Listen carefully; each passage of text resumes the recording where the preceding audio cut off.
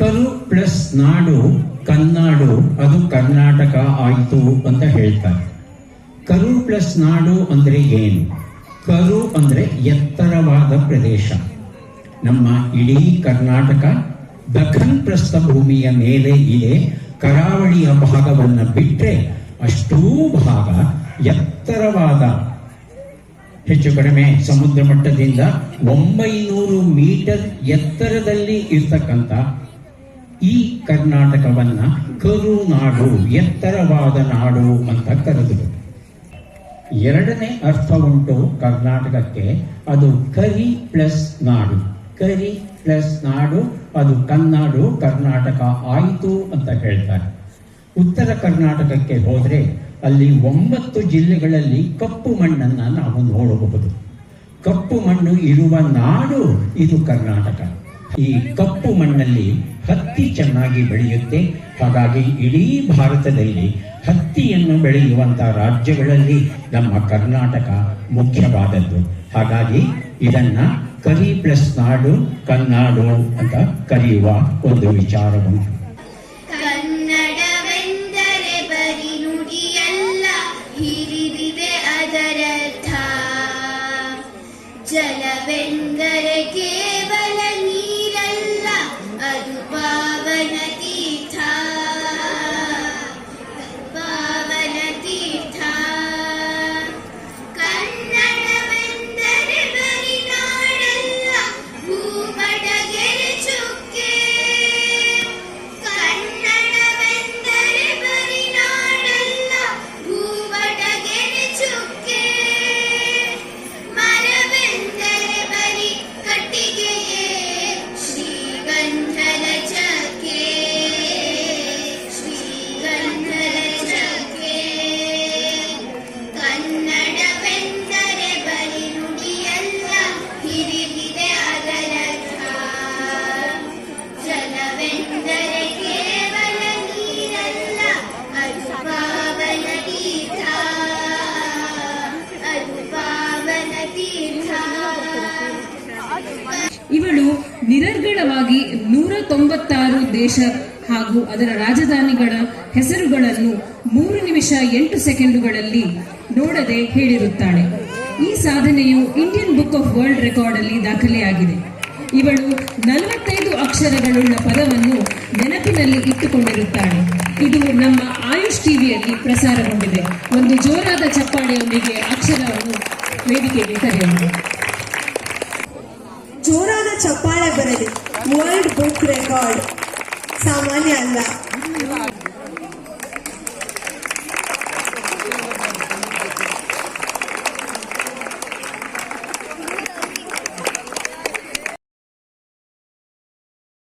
ಎಲ್ಲೂ ಲೇಔಟ್ನಲ್ಲಿ ಕಾಣ್ತಾ ಇರ್ಲಿಲ್ಲ.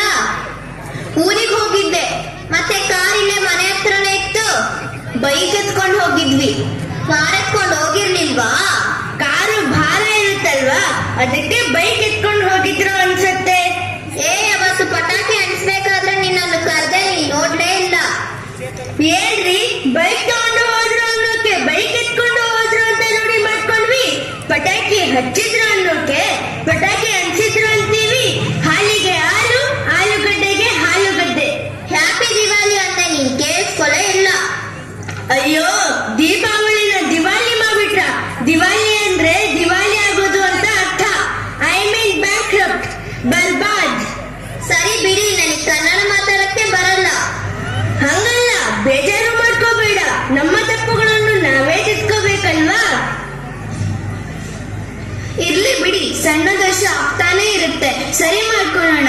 ಸದ್ಯಕ್ಕೆ ಕನ್ನಡ ಭಾಷೆ ಮಾತಾಡ್ತಾ ಇದ್ದೀವಲ್ಲ ಅಂತ ಖುಷಿ ಪಡೋಣ.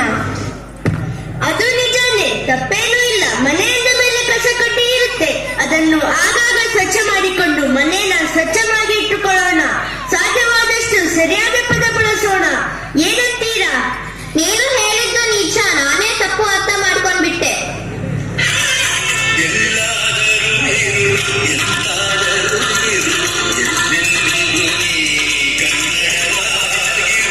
ಸರಿ, ಫೋನ್ ಬರ್ತಾ ಇದೆ. ನಾಳೆ ಕನ್ನಡ ರಾಜ್ಯೋತ್ಸವದಲ್ಲಿ ಎಲ್ಲರೂ ಸಿಗೋಣ. ಈ ಸಲ ಕನ್ನಡ ರಾಜ್ಯೋತ್ಸವನ ಅದ್ದೂರಿಯಾಗಿ ಮಾಡೋಣ.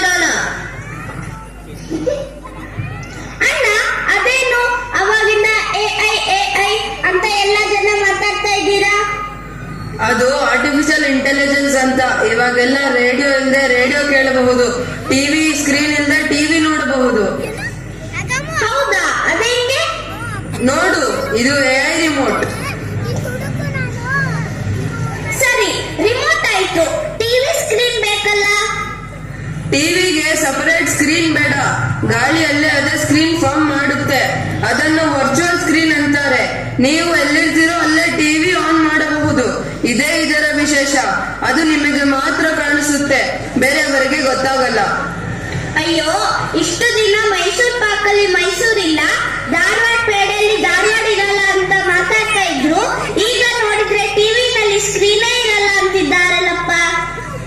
ಹೌದು, ರಿಮೋಟ್ ನ ಮೇಲಕ್ಕೆ ಆಕಾಶದ ಕಡೆ ಮುಖ ಮಾಡಿದರೆ ಬಟನ್ ಒತ್ತಿದ್ರೆ ಆಕಾಶವಾಣಿ ಬರುತ್ತೆ. ದೂರ ಹಿಡಿದುಕೊಂಡು ಬಟನ್ ಒತ್ತಿದ್ರೆ ದೂರದರ್ಶನ್ ಬರುತ್ತೆ. ಜೋರಾಗಿಸಿದ್ರೆ ಏನಾಗುತ್ತೆ? ಹೊಗೆ ಹಾಕ್ಸ್ಕೊಳ್ಳುತ್ತೆ. ಅಯ್ಯೋ, ಮಾತಿ ಕೇಳಿದೆ, ಬೇಜಾರ್ ಮಾಡ್ಕೋಬೇಡಿ. ನಾನು ಹೇಳ್ತಿರೋದು ನಿಜಾನೇ. ಈ ರಿಮೋಟ್ ನ ಕೆಳಗೆ ಬಿಸಾಡಿದ್ರೆ ಹೀಟರ್ ತರ ಕೆಲಸ ಮಾಡುತ್ತೆ. ಎಲ್ಲಾದರೂ ತುಂಬಾ ಚಳಿ ಇರೋ ಜಾಗಕ್ಕೆ ಪ್ರವಾಸಕ್ಕೆ ಹೋದಾಗ ಸಹಾಯ ಆಗುತ್ತೆ. ಹಾಗಾದ್ರೆ ಎಐಗೆ ಕನ್ನಡದಲ್ಲಿ ಎಲ್ಲವೂ ಇದೆ ಅಂತ ಮರುನಾಮಕರಣ ಮಾಡಿ ಬಿಡೋಣ. ಈಗ ಒಂದ್ಸಲ ರೇಡಿಯೋ ಹಾಕಿ ನೋಡೋಣ.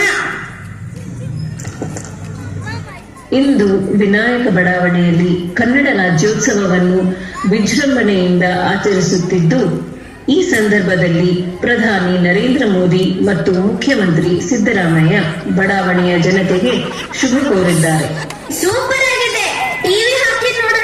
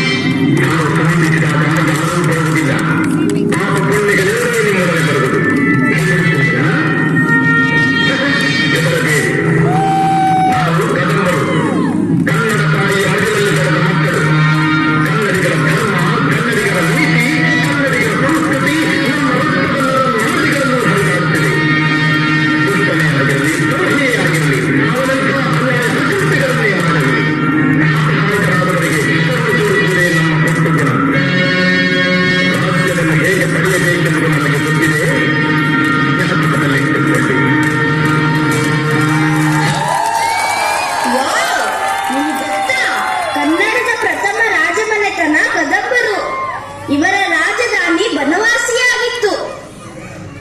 ಆರಂ ಕುಶವಿಟ್ಟೋಡಂ ನೆನೆವುದೆನ್ನೆ ಮನಂ ಬನವಾಸಿ ದೇಶಮಂ ಅಂತ ಆದಿಕವಿ ಪಂಪ ಬನವಾಸಿಯನ್ನು ವರ್ಣಿಸಿರೋದು ಕೂಡ ಗೊತ್ತು. ಬನ್ನಿ ಕನ್ನಡ ರಾಜ್ಯೋತ್ಸವನ್ನ ಮಾಡೋಣ, ಎಲ್ಲರೂ ಕಾಯ್ತಾ ಇದ್ದಾರೆ.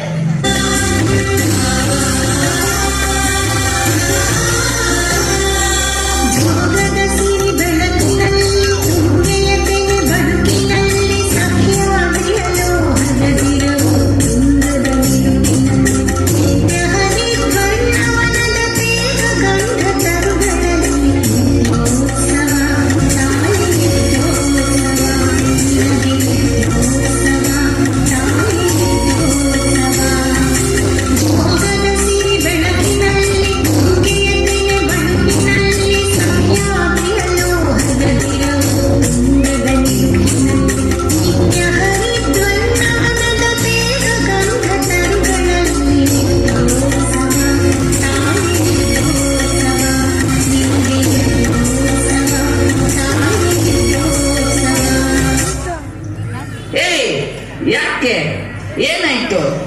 ಇಲ್ಲ ಕಾನೋ, ನಾನು ಡ್ಯಾನ್ಸ್ ಮಾಡಕ್ಕೆ ಬರಲ್ಲ. ನಮಗೆ ಅನ್ಯಾಯ ಆಗಿದೆ. ನಮ್ಮ ಜಿಲ್ಲೆಯವರು ಯಾರು ಇಲ್ಲಿವರೆಗೆ ಮುಖ್ಯಮಂತ್ರಿನೇ ಆಗಿಲ್ಲ. ನಾನು ಡ್ಯಾನ್ಸ್ ಮಾಡೋಕೆ ಬರಲ್ಲ. ನಮ್ಮ ಜಾತಿಯವರಿಗೆ ಇಲ್ಲಿವರೆಗೂ ಮುಖ್ಯಮಂತ್ರಿ ಸ್ಥಾನ ಸಿಕ್ಕಿಲ್ಲ. ಇವರ ಜೊತೆ ಡ್ಯಾನ್ಸ್ ಮಾಡಬೇಡ ಅಂತ ದೂರದಲ್ಲಿರೋ ನಮ್ಮ ಧರ್ಮಗುರುಗಳು ಹೇಳಿದ್ದಾರೆ. ನಾನ್ ಬರಲ್ಲ.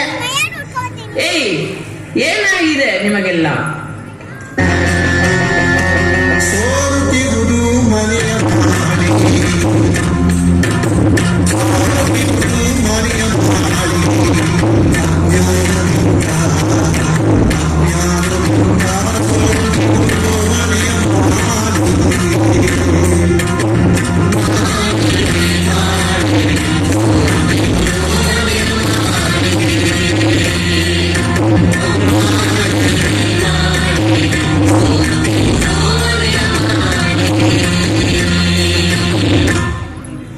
ನಾನು ಸ್ವಲ್ಪ ಕಾರ್ಯನಿರತವಾಗಿದ್ದೀನಿ, ಆಮೇಲೆ ಮಾಡುತ್ತೀನಿ.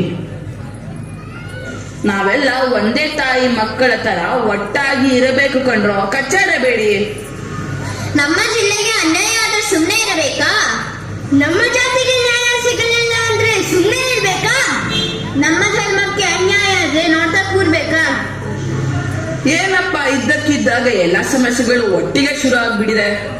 ಹೌದು, ನಮಗೆ ನ್ಯಾಯ ಬೇಕು. ಬಾರೋ ಇಲ್ಲಿ. ಮನೆಯಲ್ಲಿ ಯಾರು ಇಲ್ದಾಗ ಶಾರ್ಟ್ ಸರ್ಕ್ಯೂಟ್ ಆಗಿ ಬೆಂಕಿ ಕಾಣಿಸಿಕೊಂಡ್ರೆ ಯಾರಪ್ಪ ಬರೋದು? ಅಗ್ನಿಶಾಮಕ ದಳ. ಏನ್ ಅಗ್ನಿಶಾಮಕ ದಳಕ್ಕೆ ಶಾರ್ಟ್ ಸರ್ಕ್ಯೂಟ್ ಆಗಿದೆ ಅಂತ ಕನಸು ಬೀಳುತ್ತ? ಅಗ್ನಿಶಾಮಕ ದಳ ಬರೋಕೆ ಯಾರಾದ್ರೂ ಫೋನ್ ಮಾಡ್ಬೇಕಲ್ಲ? ಯಾರದಾದ್ರೂ ಮನೆಯಲ್ಲಿ ಹುಷಾರಿಲ್ದಾಗ ಎಮರ್ಜೆನ್ಸಿ ಆದ್ರೆ ಮೊದಲು ಯಾರನ್ನ ಕರೀತಾರೆ? ಆಂಬ್ಯುಲೆನ್ಸ್. ಆಂಬ್ಯುಲೆನ್ಸ್ ಬರೋರಿಗಾದ್ರೂ ಯಾರಾದ್ರೂ ನೋಡ್ಕೋಬೇಕಲ್ಲ? AI ಇದ್ರೆ ಎಲ್ಲವೂ ಸಾಧ್ಯ. ಎಲ್ಲನ್ನು AI ಪ್ರೋಗ್ರಾಮ್ ತರಾನೇ ಯೋಚನೆ ಮಾಡಬೇಡಿ. ಹೃದಯವಂತರ ಕನ್ನಡಿಗ ತರ ಯೋಚನೆ ಮಾಡಿ. ಕಷ್ಟದ ಸಮಯದಲ್ಲಿ ಮೊದಲು ಸಹಾಯಕ್ಕೆ ಬರುವುದು ನಮ್ಮ ಅಕ್ಕಪಕ್ಕದವರು, ನೆರೆ ಮನೆಯವರು ಕಣ್ರೋ. ಹೀಗೆ ಸಹಾಯಕ್ಕೆ ಬರೋ ಮುಂಚೆ ಅಕ್ಕಪಕ್ಕದವರು, ನೀವು ಯಾವ ಜಿಲ್ಲೆಯವರು, ಯಾವ ಜಾತಿ, ಯಾವ ಧರ್ಮ ಅಂತ ಕೇಳಿ ಫಾರ್ಮ್ ಫಿಲ್ಅಪ್ ಮಾಡಿಕೊಂಡು ಆಮೇಲೆ ಸಹಾಯಕ್ಕೆ ಬರ್ತಾರಾ? ಅಥವಾ ನೀವಿದನ್ನು ವಿಚಾರಿಸ್ತೀರಾ? ನಿಮ್ಮವರಿಗೆ ಹುಷಾರಿಲ್ಲ ಅಂದ್ರೆ ದೂರದಲ್ಲಿದ್ದ ನಿಮ್ಮ ಧರ್ಮಗುರುಗಳೇ ಬಂದು ಬಿಡ್ತಾರನ್ಸುತ್ತೆ. ಅದೆಲ್ಲ ಗೊತ್ತಿಲ್ಲ. ನಾವು ಗುರುಗಳ ಮಾತಿಗೆ ಒಪ್ಲಿಲ್ಲ ಅಂದ್ರೆ ದೇವ್ರು ಕೋಪ ಮಾಡ್ಕೋತಾನೆ. ಜಾತಿ ಧರ್ಮ ಅಂತೆಲ್ಲ ಮಾಡಿಕೊಂಡಿರೋದು ಮನುಷ್ಯರು, ದೇವರಲ್ಲ. ಜಾತಿ ಧರ್ಮ ಮಾಡಿರೋದು ನಾವಲ್ಲ, ದೇವರು. ನಮ್ಮ ಧರ್ಮಗುರುಗಳು ಹೇಳಿದ್ದಾರೆ. ಸ್ವಲ್ಪ ಯೋಚನೆ ಮಾಡ್ರೋ. ಒಂದು ವೇಳೆ ಜಾತಿ ಧರ್ಮನೆಲ್ಲ ದೇವರೇ ಮಾಡಿದ್ರೆ ಒಂದು ಜಾತಿಗೆ ಕೆಂಪು ರಕ್ತ, ಇನ್ನೊಂದು ಜಾತಿಗೆ ಹಸಿರು ರಕ್ತ, ಮತ್ತೊಬ್ಬರಿಗೆ ಹಳದಿ, ಬಿಳಿ, ನೀಲಿ, ತಿಳಿ ನೀಲಿ, ಹೀಗೆ ಬೇರೆ ಬೇರೆ ಬಣ್ಣದ ರಕ್ತ ಇರ್ತಾ ಇತ್ತು. ಹೋಗಿ A ಪಾಸಿಟಿವ್ B ಪಾಸಿಟಿವ್ ಅಂತ ಹೇಳೋದು ಬೇಕಾಗಿರ್ಲಿಲ್ಲ. ಹಳದಿ ರಕ್ತ ಕೊಡಿ, ನೀಲಿ ರಕ್ತ ಕೊಡಿ ಅಂತ ಅಂತಿದ್ದೆ. ಅದೇ ಹೇಳಿದ್ದು, ರಕ್ತ ಪಡೆಯುವಾಗ ಜಾತಿ ನೋಡಲ್ಲ. ಯಾರಿಗಾದ್ರೂ ತೊಂದರೆ ಆದ್ರೆ ಸಹಾಯ ಕೇಳುವಾಗ ಮಾಡುವಾಗ ಜಾತಿ ನೋಡಲ್ಲ. ಮುಖ್ಯಮಂತ್ರಿ ಮಾತ್ರ ಯಾಕೆ ನಮ್ಮ ಜಾತಿಯವರೇ, ನಮ್ಮ ಜಿಲ್ಲೆಯವರೇ ಆಗಿರ್ಬೇಕು? ಜಾತಿ ಧರ್ಮ ಅಂತ ನಾವೇಕೆ ಹೊದಾಡ್ಬೇಕು? ಮನುಷ್ಯ ಮತ್ತು ವಿಶ್ವಪದ ಅನ್ನೋ ಕುವೆಂಪು ಅವರ ಮಾತಿನ ಹಾಗೆ ನಾವೆಲ್ಲ ಒಟ್ಟಾಗಿ ಇರಬೇಕು. ಅದೆಲ್ಲ ಬೇಡ. ಈಗ ನಮ್ಮ ಜಾತಿಯವರು ಹೆಚ್ಚು ಇರೋ ಜಿಲ್ಲೆನೆಲ್ಲ ಸೇರಿಸಿ ಒಂದು ಹೊಸ ರಾಜ್ಯ ಮಾಡಬೇಕು ಅಂತ ನಮ್ಮ ಧರ್ಮಗುರುಗಳು ಕರೆ ಕೊಟ್ಟಿದ್ದಾರೆ. ಒಬ್ಬರಿನ ಮತ್ತೊಬ್ಬರನ್ನು ಬೇರೆ ಮಾಡೋ ಮಾತನ್ನು ಹೇಳಿದ್ದಾರೆ ಅಂದ್ರೆ ಅವರು ಧರ್ಮಗುರುಗಳೇ ಅಲ್ಲ. ನಿಜವಾದ ಧರ್ಮಗುರುಗಳಂದ್ರೆ ಯಾರು ಗೊತ್ತಾ? ಜಾತಿ ಧರ್ಮ ನೋಡದೆ ಲಕ್ಷಾಂತರ ಬಡ ವಿದ್ಯಾರ್ಥಿಗಳಿಗೆ ಅನ್ನ, ಆಶ್ರಯ, ವಿದ್ಯೆ ಎಲ್ಲವನ್ನ ನೀಡಿದ ಶ್ರೀ ಶ್ರೀ ಶ್ರೀ ಶಿವಕುಮಾರ ಸ್ವಾಮಿಗಳು. ಅವರು ಬಾಳಿದ ಈ ನಾಡಿನಲ್ಲಿ ನಾವು ಹುಟ್ಟಿರೋದು ನಮ್ಮ ಅದೃಷ್ಟ. ಅದೆಲ್ಲ ಬೇಡ. ಈಗ ನಮಗೆ ಬೇರೆ ರಾಜ್ಯ ಬೇಕು ಅಷ್ಟೇ. ಬೇರೆ ರಾಜ್ಯ ಬೇಕು ಬೇಕು ಅಂದವರಿಗೆಲ್ಲ ಕರ್ನಾಟಕನ ಚೂರು ಚೂರು ಮಾಡಿ ಪಲ್ಯ ಚಟ್ನಿ ಹಚ್ಚಿಕೊಡೋಕೆ ಇದೇನ್ ಜೋಳದ ರೊಟ್ಟಿನ? ನೋಡು, ಧರ್ಮದ ಆಧಾರದ ಮೇಲೆ, ಜಾತಿ ಆಧಾರದ ಮೇಲೆ ದೇಶ ಕಟ್ತೀನಿ, ಆಡಳಿತ ಮಾಡ್ತೀನಿ ಅಂತ ಹೋದವರೆಲ್ಲ ಭಿಕ್ಷೆ ಬೇಡೋ ಸ್ಥಿತಿಗೆ ಬರ್ತಾರೆ ಅಂತ ಪೂರ್ಣಚಂದ್ರ ತೇಜಸ್ವಿ ಅವರು ಹೇಳಿದ ಮಾತು ನಮ್ಮ ನೆರೆ ದೇಶಗಳಲ್ಲಿ ಸಾಬೀತಾಗಿದೆ. ಅರ್ಥ ಮಾಡ್ಕೋ. ಕನ್ನಡ ನಾಡಿನಂತಹ ಅದೃಷ್ಟ ಭೂಮಿ ನಿಮಗೆ ಪ್ರಪಂಚದಲ್ಲಿ ಎಲ್ಲೂ ಸಿಗಲ್ಲ. ಭೂಮಿ ಮೇಲಿರೋ ಸ್ವರ್ಗ ಅನ್ಕೊಳ್ಳಿ. ನಾಡು ನಡಿನ ಗೌರವಿಸೋದು ಕಲಿಯೋಣ. ಎಲ್ಲರೂ ಸೇರಿ ಒಟ್ಟಾಗಿ ಬಾಳೋದನ್ನ ಕಲಿಯೋಣ. ನಾಡು ನುಡಿ ಮೊದಲು, ಜಾತಿ ಧರ್ಮ ಆಮೇಲೆ. ರಾಷ್ಟ್ರಕವಿ ಕುವೆಂಪು ಹೇಳಿಲ್ವಾ?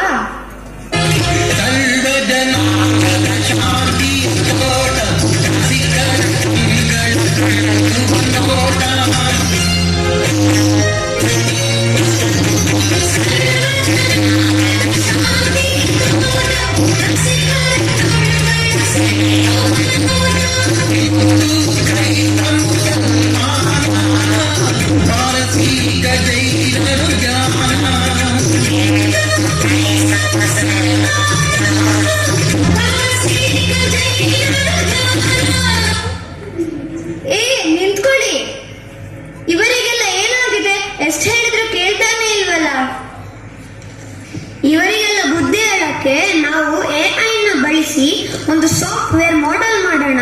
ಅವಾಗ ಇವರಿಗೆಲ್ಲ ತಿಳುವಳಿಕೆ ಬರುತ್ತೆ. ಏನು AI, ಆರ್ಟಿಫಿಷಿಯಲ್ ಇಂಟೆಲಿಜೆನ್ಸ್, ಕೃತಕ ಬುದ್ಧಿಮತ್ತೆ. ಇದಕ್ಕೆಲ್ಲ ನಮಗೆ AI ಮಾಡೆಲ್ ಬೇಕಾಗಿಲ್ಲ. ಈ AI ಹುಟ್ಟು ಅನೇಕ ಶತಮಾನಗಳ ಹಿಂದೆ ನಮ್ಮ ಕನ್ನಡ ನಾಡಿನಲ್ಲಿ ಒರಿಜಿನಲ್ ಮಾಡೆಲ್ಗಳೇ ಇದ್ದವು, ಆದ್ರೆ ನಾವು ಬದಲಾಗಿಲ್ಲ ಅಷ್ಟೇ. ಹೌದಾ? ಯಾವ ಮಾಡೆಲ್ಸ್? ತುಂಬಾ ಜನ ಇದ್ದಾರೆ. ಸ್ವಲ್ಪ ಸ್ಯಾಂಪಲ್ ಮಾತ್ರ ಇವತ್ತು ತೋರಿಸ್ತೀನಿ. ನಿಮ್ಮ AI ಟಿವಿ ಪರದೆ ಮೇಲೇನೆ ತೋರಿಸ್ತೀನಿ, ಬನ್ನಿ. ಸಮಾನತೆಗಾಗಿ 12ನೇ ಶತಮಾನದಲ್ಲಿ ಮಹಾಕ್ರಾಂತಿಯನ್ನು ಮಾಡಿದ ಹೋರಾಟಗಾರ, 800 ವರ್ಷಗಳ ಹಿಂದೆ ಪ್ರಜಾಪ್ರಭುತ್ವದ ಕನಸನ್ನು ಕಂಡ ಜನನಾಯಕ ಮತ್ತು ದಾರ್ಶನಿಕ ಶ್ರೀ ಬಸವಣ್ಣನವರು. ಕೊಲಬೇಡ ಕೊಲಬೇಡ ಕುಸಿಯ ನುಡಿಯಲು ಬೇಡ, ಮುನಿಯ ಬೇಡ ಅನ್ಯರಿಗೆ ಅಸಹ್ಯ ಪಡಬೇಡ, ತನ್ನ ಬಣ್ಣಿಸಬೇಡ ಇದಿರ ಹಳಿಯಲು ಬೇಡ. ಇದೇ ಅಂತರಂಗ ಶುದ್ಧಿ, ಇದೇ ಬಹಿರಂಗ ಶುದ್ಧಿ, ಇದೇ ನಮ್ಮ ಕೂಡಲ ಸಂಗಮ ದೇವರ ನೊಲಿಸುವ ಪರಿ. ಇವನಾರವ ಇವನಾರವ ಇವನಾರವನೆಂದೆನಿಸದಿರಯ್ಯ, ಇವ ನಮ್ಮವನೆಂದೆನಿಸಯ್ಯ. ಕೂಡಲ ಸಂಗಮ ದೇವ ನಿಮ್ಮ ಮನೆಯ ಮಗನೆಂದೆನಿಸಯ್ಯ. ದಯವಿಲ್ಲದ ಧರ್ಮವಾವುದಯ್ಯ, ದಯವೇ ಧರ್ಮದ ಮೂಲವಯ್ಯ. ಬಸವಣ್ಣನವರ ವಿಚಾರಧಾರೆಗಳನ್ನು ನಾವು ಅರ್ಥ ಮಾಡ್ಕೊಂಡಿದ್ರೆ ಇಷ್ಟೊತ್ತಿಗೆ ನಾವು ಜಗತ್ತನ್ನೇ ಆಳ್ತಿದ್ವಿ. ಹರಿದಾಸ, ದಾರ್ಶನಿಕ ಮತ್ತು ತತ್ವಜ್ಞಾನಿ ಕನಕದಾಸರು ಕೂಡ ತಮ್ಮ ಕೀರ್ತನೆಗಳ ಮೂಲಕ ಸಮಾಜದಲ್ಲಿದ್ದ ಮೇಲು ಕೀಳು ಎನ್ನುವ ಜಾತಿ ವ್ಯವಸ್ಥೆಯನ್ನು ತೊಡೆದು ಹಾಕುವ ಪ್ರಯತ್ನ ಮಾಡಿದರು. ಕುಲ ಕುಲ ಕುಲವೆಂದು ಹೊಡೆದಾಡದಿರಿ, ನಿಮ್ಮ ಕುಲದ ನೆಲೆಯನೇನಾದರೂ ಬಲ್ಲಿರ.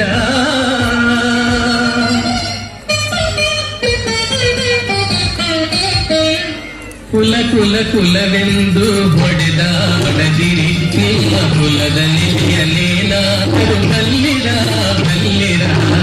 ಕುಲ ಕುಲ ಕುಲವೆಂದು ಹೊಡೆದಾಡದಿರಿ, ನಿಮ್ಮ ಕುಲದ ನೆಲೆಯನೇನಾದರೂ ಬಲ್ಲಿರ ಬಲ್ಲಿರ. ಕುಲ ಕುಲ ಕುಲವೆಂದು ಹೊಡೆದಾಡದಿರಿ. ಓ, ವೆರಿ ಗುಡ್. ಸಾಮಾಜಿಕ ಹೋರಾಟಕ್ಕೆ ಇಲ್ಲಿ ಒಳ್ಳೆ ಮಾಡೆಲ್ಸ್ ಇದೆ, ಆದ್ರೆ ಆಡಳಿತ ನಡೆಸೋಕೆ ಮಾಡೆಲ್ಸ್ ಬೇಕು ಅನ್ಸತ್ತೆ. ಕೇವಲ ರೂಲಿಂಗ್ ಮಾಡೆಲ್ ಅಲ್ಲ, ನಮ್ಮಲ್ಲಿ ರೋಲ್ ಮಾಡೆಲ್ಸ್ ಇದ್ದಾರೆ. ವಾಟ್ಸಪ್ ಯೂನಿವರ್ಸಿಟಿಯಿಂದ ಹೊರಗಡೆ ಬಂದು ಇತಿಹಾಸ ಓದಿ, ನಿಮಗೆ ತಿಳಿಯುತ್ತೆ. ಒಬ್ಬರು 16ನೇ ಶತಮಾನದಲ್ಲಿ ತಮ್ಮ ಮುಂದಾಲೋಚನೆಯಿಂದ ಮತ್ತು ದೂರದೃಷ್ಟಿಯಿಂದ ಬೆಂಗಳೂರನ್ನು ಕಟ್ಟಿದ ನಾಡಪ್ರಭು ಕೆಂಪೇಗೌಡರು. ವಿಜಯನಗರ ಅರಸರ ಸಾಮಂತರಾಗಿದ್ದ ಕೆಂಪೇಗೌಡರಿಗೆ ಹಣಕಾಸಿನ ನೆರವು ದೊರೆಯದಿದ್ದರೂ ಮಣ್ಣಿನ ಕೋಟೆ ಕಟ್ಟಿ ಬೆಂಗಳೂರು ನಗರ ನಿರ್ಮಾಣಕ್ಕೆ ಮುನ್ನುಡಿ ಬರೆದು ಚಿಕ್ಕಪೇಟೆ, ದೊಡ್ಡಪೇಟೆ, ಬಳೆಪೇಟೆ, ಅಕ್ಕಿಪೇಟೆ, ಉಪ್ಪಾರಪೇಟೆ ಅಂತ ವಿಂಗಡಿಸಿ ಬೃಹತ್ ನಗರವೊಂದಕ್ಕೆ ಯೋಜನೆಯನ್ನು ಮತ್ತು ರೂಪುರೇಷೆಗಳನ್ನು ಕೊಟ್ಟವರು. ನೀರಾವರಿಗಾಗಿ ಅನೇಕ ಕೆರೆ ಕಾಲುವೆಗಳನ್ನು ಕಟ್ಟಿದ ದೂರದೃಷ್ಟಿ ನಾಯಕ ಹಾಗೂ ಮಹಾಪುರುಷ. ಇಂದು ನಾವೆಲ್ಲ ಹೆಮ್ಮೆಯಿಂದ ಹೇಳಿಕೊಳ್ಳುವ ನಮ್ಮ ಬೆಂಗಳೂರು ನಗರವನ್ನು ನಿರ್ಮಾಣ ಮಾಡಿದ ಶಿಲ್ಪಿಗೆ ನಮ್ಮದೊಂದು ನಮನ. ಇನ್ನೊಬ್ಬರು ನಾಡನ್ನು ಮತ್ತು ನಾಡಿನ ಜನರನ್ನು ಹೇಗೆ ನೋಡ್ಕೊಳ್ಬೇಕು ಅನ್ನೋದನ್ನು ತೋರಿಸ್ಕೊಟ್ಟ ನಾಲ್ವಡಿ ಕೃಷ್ಣರಾಜ ಒಡೆಯರ್.